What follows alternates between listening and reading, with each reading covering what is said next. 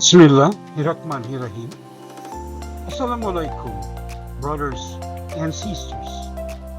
This episode is a follow-up lesson of a previous upload on rotational spectrum by a diatomic molecule. So this time, we combine rotational and vibrational spectrum. So just stick around, relax, watch and learn.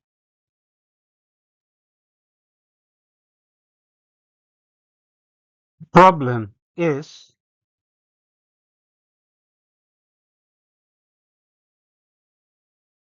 the moment of inertia of a carbon monoxide molecule is 1.139 times 10 raised to the negative 26 kilogram meter squared.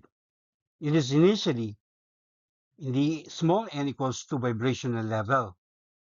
If this molecule loses both vibrational and rotational energy and emits a photon, what are the photon wavelength and frequency?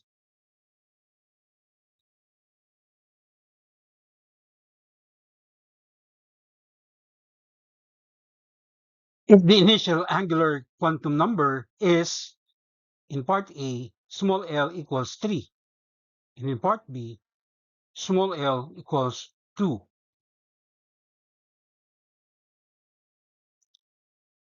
So we are given the moment of inertia, capital I, of the diatomic molecule carbon monoxide equal to 1.449 times 10 raised to the negative 46 kilogram meter squared. We're also given the initial vibrational level, small n, which is equal to 2, and the initial rotational level in part A, small l equals 3, and in part B, small l equals 2.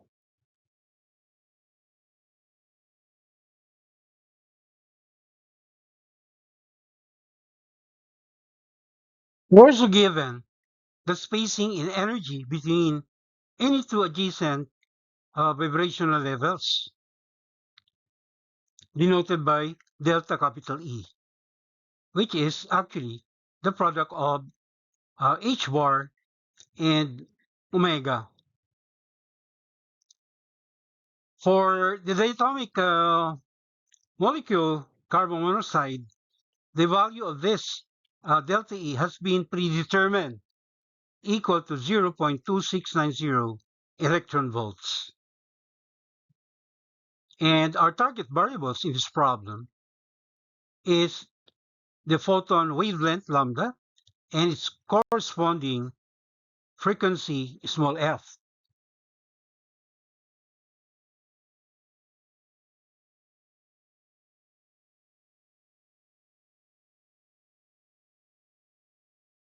It's illustrated in figure 1. Okay. We have um, a diatomic molecule modeled as 2-point masses, all right, M1 and M2, connected by a spring with a force constant K prime. So a more realistic model of a diatomic molecule is that it has both rotational as well as vibrational energy levels. And the vibrational energy is characterized by the concepts in simple harmonic motion. And the equation to determine this vibrational energy, all right, or energy levels, denoted by capital E sub n, is given here as quantity small n plus 1/2 multiplied by the product of h bar and the oscillation angular frequency, omega. Remember, h bar means Planck's constant divided by 2 pi. Say, for example, for small n equals 1, we can find the equation for the energy is sub 1, right? So if n equals 1, we have 1 plus 1 half, which is the same as 3 halves, multiplied by h bar times omega. And for the adjacent uh, vibrational energy level, such as n equals 2, following the same formula, if n is 2, then that becomes 2 plus 1 half, or that's in fraction form 5 over 2, multiplied by h bar times omega. So it doesn't matter which adjacent vibrational energy levels we are describing, as long as they are adjacent. All right. And if we get now the difference in the vibrational energy denoted by delta E, all right. In our example, we just subtract 5 halves minus 3 halves will give us 2 over 2, which is equal to 1. That means the change in the vibrational energy during the transition from one energy level to the adjacent energy level, all right, we simply multiply the value of h bar and then multiplied by omega. And as previously presented, in the case of the diatomic molecule carbon monoxide, the predetermined value for delta E is equal to 0.2690 electron volt.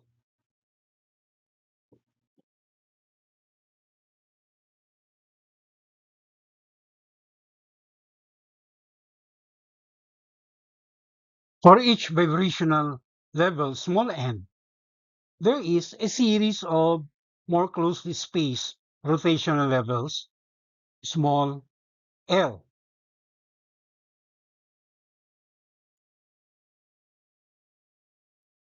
Any transition from an initial vibrational and rotational level to a final level must obey the selection rules.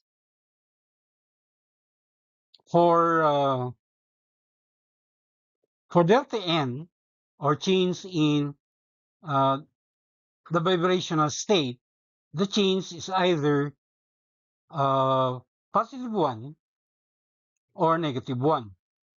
Okay, that is delta n equals plus or minus 1, which corresponds to uh,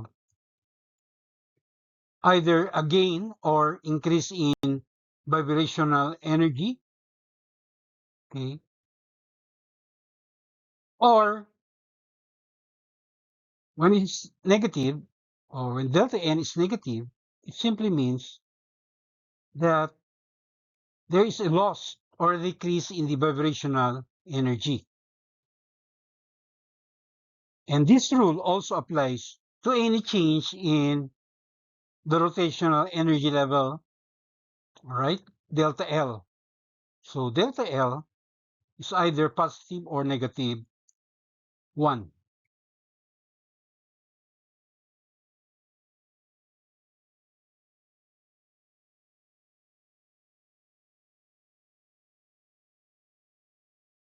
Earlier on in our discussion, we introduced the so-called spacing in energy between any two adjacent vibrational levels or states, such as n equals 3 to n equals 2, or n equals 1 to n equals 2.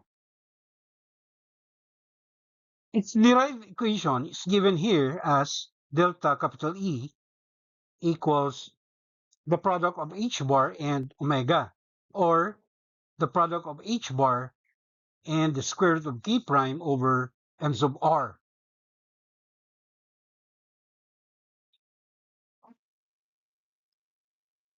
So when we combine the vibrational and rotational levels, okay, we come up with the combined energy equation. That is, capital E sub NL can be expressed as, right, um, small l times quantity small l plus 1 multiplied by the square of h bar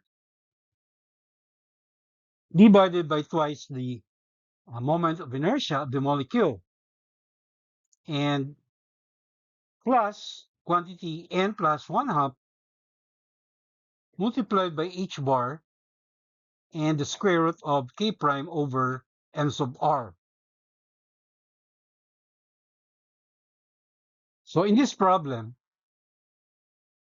um, the change in the vibrational level, delta n, okay, is equal to -1, right? So with delta n equals -1, and the initial small n, okay, being equal to 2, it follows that the final small n equals 1, right? If initially the vibrational state is 2, and then it changes by -1, it follows that the final is 2 minus 1, or 1.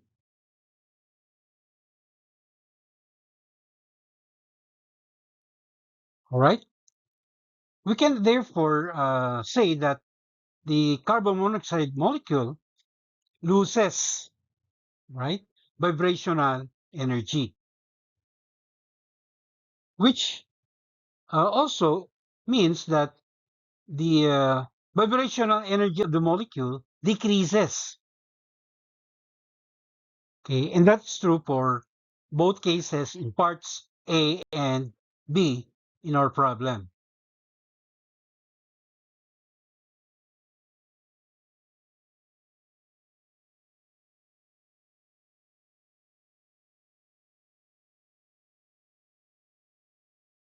Once again, we emphasize that uh, a delta n being equal to -1 simply means that the molecule loses energy, vibrational energy, and that obeys the selection rule for uh, the change in vibrational energy. Okay, we said that delta n can either be positive or -1, right? So, -1, okay, means that the system or the molecule has decreased its vibrational energy, right? That's the meaning of the negative sign. And aside from that, given also in part A, is a decrease in the rotational level or state. All right, delta small l is given as -1, and the initial rotational level Li is 3. So that means, all right, we will subtract 1 from 3 and get 2, 2 being the final rotational level. Okay, does this follow the selection rule for rotational or change in rotational levels? According to our diagram, right? We have it here. All right. So from an initial vibrational state equal to 2, right? And from an initial rotational state Li equals 3, right? It says here that the final, okay, one of the two possibilities is that the final rotational state or level is 2, right?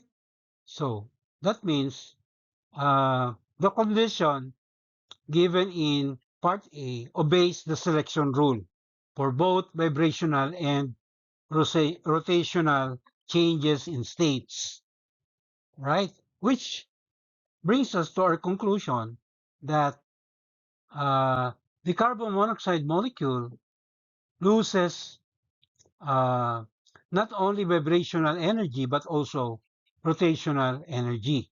That means capital E sub L decreases.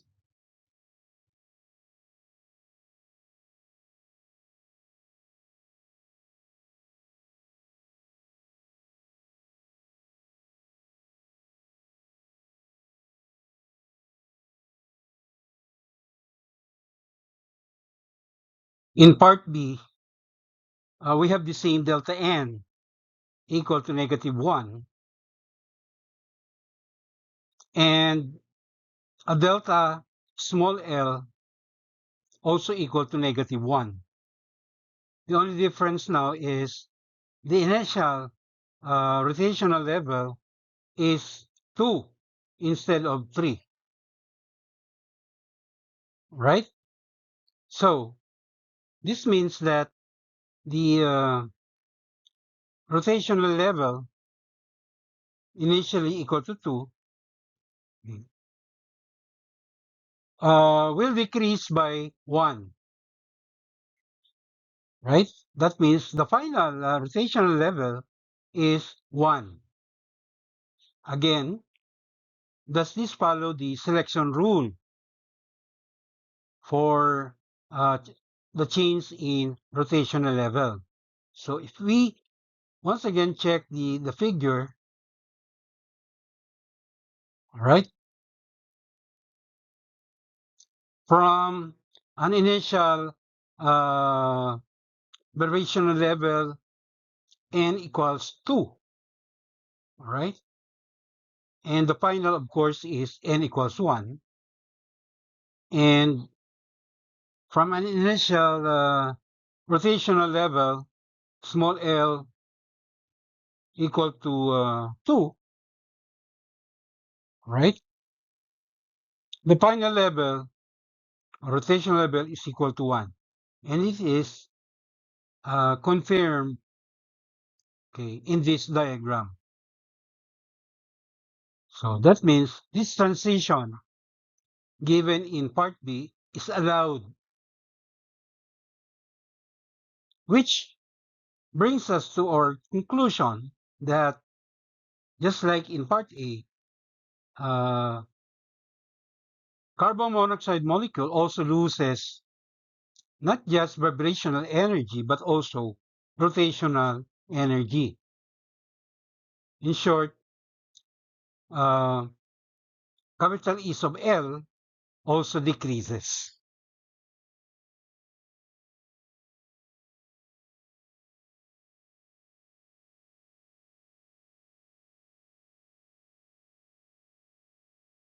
Computing the rotational energy level, capital E sub L, using this equation, capital E sub L equals small l times quantity small l plus 1 and multiplied by the square of h bar divided by twice the moment of inertia of the molecule. That is, E sub L equals small l quantity small l plus 1 times 1.0546 times 10 raised to the negative 34 joules second. This is the value of h bar, or the Planck's constant divided by 2 pi. And that will still have to be squared. And then divided by twice the amount of the moment of inertia of the molecule. All right? 1.449 times 10 raised to the negative 46 kilogram meters squared.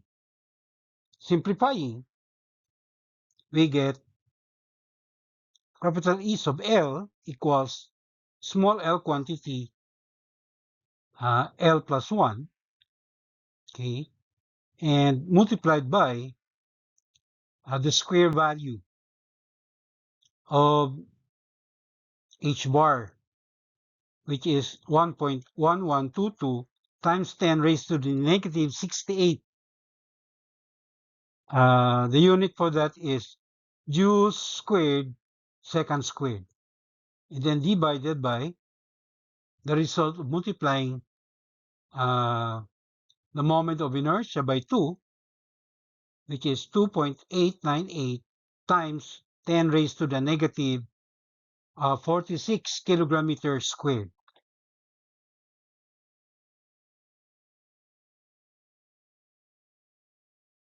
So, for small l equals 1, okay, we get 1 times 1 plus 1, which is 2, then multiplied by the result of dividing these two quantities, right? Which is 3.838 times 10 raised to the negative 23, right? Joules. Or that is 7.676 times 10 raised to the negative 23 joules. When converted to the unit electron volts, okay, using the conversion factor, 1 electron volt being equal to 1.602 times 10 raised to the negative 19 joules, we will get the electron volt equivalent of this amount of energy. That is, capital E sub L equals 4.792 times 10 raised to the negative 4 electron volts.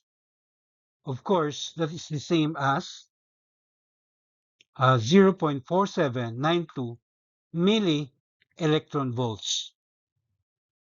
So this is the amount of the vibrational energy of the carbon monoxide molecule, okay, rounded to 4 significant figures.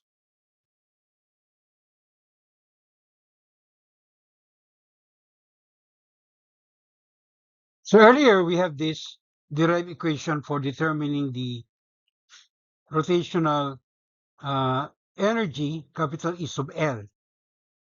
Okay, so small l times quantity small l plus 1 times 3.838 times 10 raised to the negative 23 joules. Okay, but instead of the energy in joules, we have to convert this to milli electron volts and come up with this one. Capital E sub L equals small l times quantity small l plus 1, and then multiplied by 0.2396 milli electron volts. This is the equivalent of 3.838 times 10 to the negative 23 joules. All right, so this will be our guiding formula to determine capital E sub L, all right, for small l equals 1, we already have the solution earlier. Capital E sub L was computed and is equal to 0.4792 milli electron volts. For L equals 2, okay, we have capital E sub L equal to 2 times 2 plus 1, which is 3, then multiplied by 0.2396 millielectron volts, which is equal to 1.438 millielectron volts. And lastly, for L equals 3,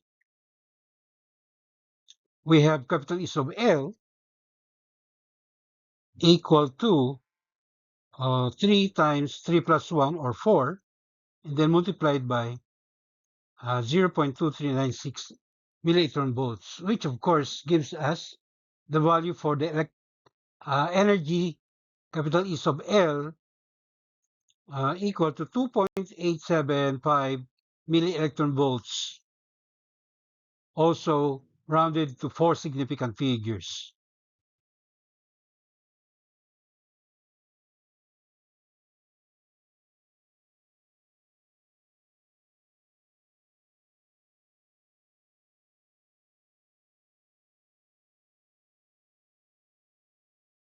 We now proceed in computing the combined vibrational and rotational energy lost by the molecule, right? In part A, we are given that the delta L is -1. The initial value for small l is 3, and the final value is L equals 2, right? So following our formula, okay, this amount of energy, 1.438 millielectron volts, computed earlier, all right, represents the rotational energy, all right, for L, or for the final L, equals 2, while 2.875 millielectron volts is for the initial, where L equals 3, right? Both of them, right? Both of them represent the energy lost by the molecule during the rotational level transition. And then we also include here the amount of energy that was presented earlier, predetermined, right? 0.2690 electron volts. This was earlier referred to as the H bar times omega, right? So the reason why it is being subtracted here, all right, and the fact that 1.438 is less than 2.875, all right, the quantity inside the parentheses will result to a negative number. So all these quantities are negative. Okay. If only to emphasize that this amount of energies are lost, all right, by the carbon monoxide molecule. Okay. When you say energy loss, okay, it's understood that the sign convention, okay, is negative, right? So when you do our math, we get the amount of energy, negative 1.437, already expressed in electron volts. So that's times 10 raised to the -3 electron volts. This is the result of subtracting 1.438 millielectron volts minus 2.875 millielectron volts. All right? And of course, minus 0.2690 electron volts. Since they are now with the same units, we can proceed getting the result. All right? Which is negative 0.2704 electron volts expressed in 4 decimal places. Again, the negative sign is to emphasize that this energy is lost by the molecule, okay, lost to the surrounding, that is. Likewise, we do the same procedure for uh, the combined vibrational and rotational energy in part B, right? So in part B, the condition is the delta L is still negative 1, but the initial value for small l is 2, right? That's what makes the difference between part A and part B. In part A, the initial small l is 3, while the initial small l in part B is 2, right? So again, using the value presented earlier, the final value for the rotational energy, okay, is 0.4792 millielectron volts. Of course, minus the initial, okay, the value for L equals 2, earlier presented 1.438 millielectron volts. Of course, minus 0.2690 electron volts for the lost vibrational energy. So again, when we do our math, we get negative 0.9588 times 10 raised to the negative 3 electron volts. This is the result of getting this, or when you subtracting these two quantities, right?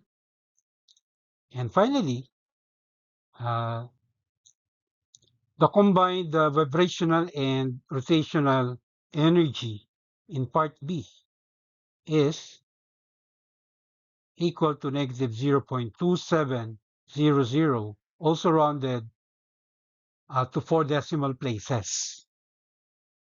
So just like the result in part E, it's also negative. Both are negative. But you'll notice that in part B, the value of the lost combined vibrational and rotational energy, okay, is lower than that in part A.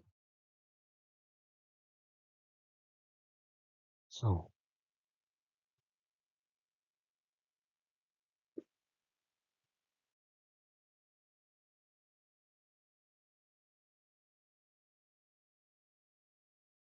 now we're ready to uh, compute the wavelength of the photon energy, right?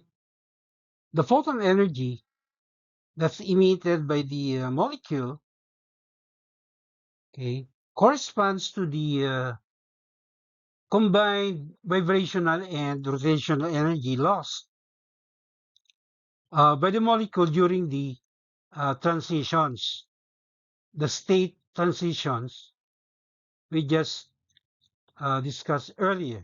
So the formula for finding the wavelength lambda is lambda equals the product of Planck's constant, small h, and the speed of light c, speed of light in vacuum, and then divided, of course, by the uh, computed combined energy loss, okay, by the molecule, capital A sub Ln.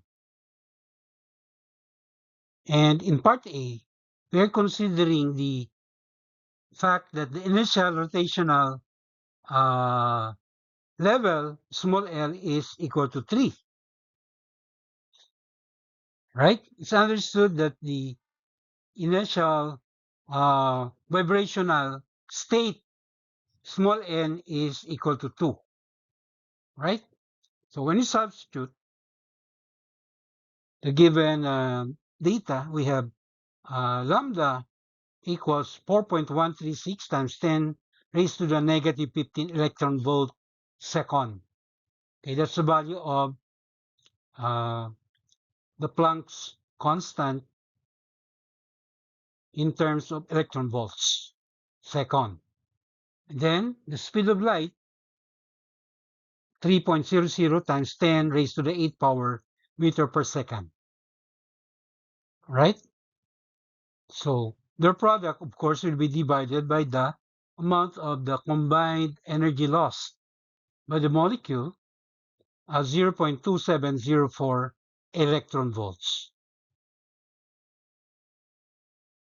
So when computed, this will give us the amount of the wavelength lambda, 4.59 times 10 raised to the negative 6 meters. Of course, that's the same as a 4.59 micrometer. Okay? And in part B, we do the same thing, but before that, we first determine the corresponding frequency for this photon wavelength. Small f is just equal to speed of light in vacuum divided by the computed lambda, right? Or that is 3.00 times 10 to the 8th power meter per second divided by 4.59 times 10 raised to the negative 6 meter.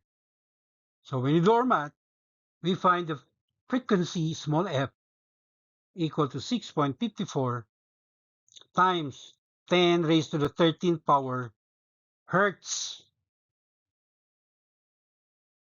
right? This is the frequency corresponding to this photon wavelength.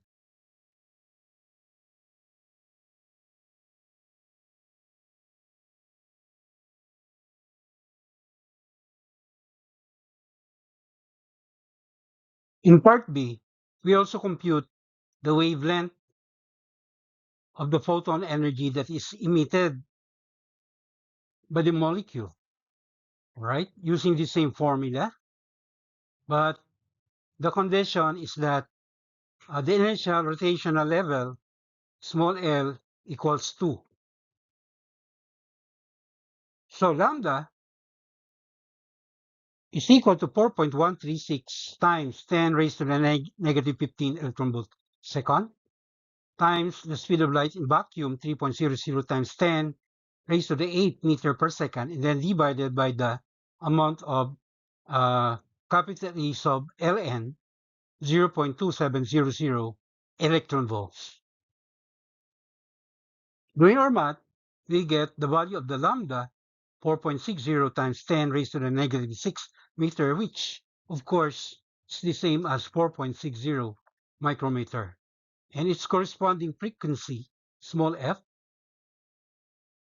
okay, speed of light, 3.00 times 10 to the 8th power meter per second, divided by the computed wavelength lambda, 4.60 times 10 raised to the negative 6 meter.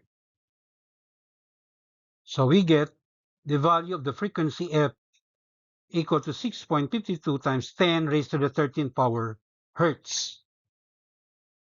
So comparing the wavelength and the frequency computed in part B with that in part A, we say that the photon wavelength computed in part B is longer, right? And longer wavelength, but smaller frequency, okay? When compared to that in part A, right? It's understandable because the energy that is emitted, okay, in part B is smaller, right? The value of capital E of Ln, or the emitted photon energy, is smaller compared to that in part A.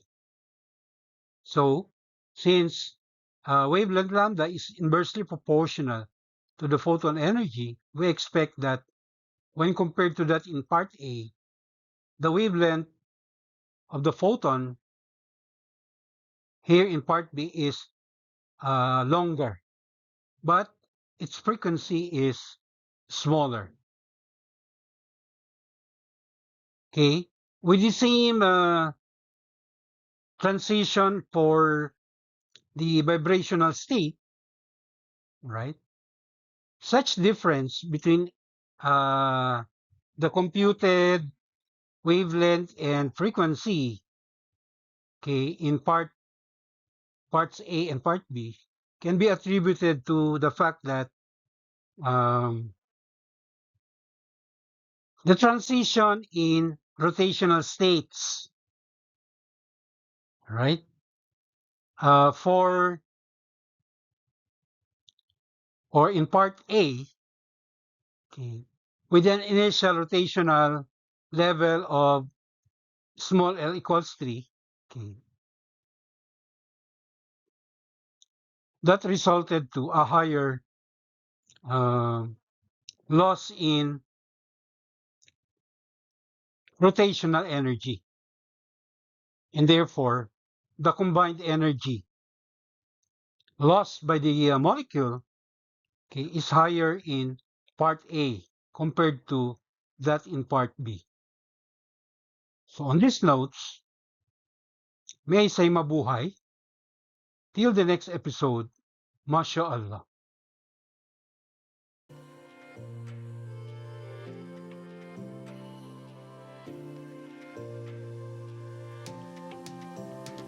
Thank you very much for your indulgence.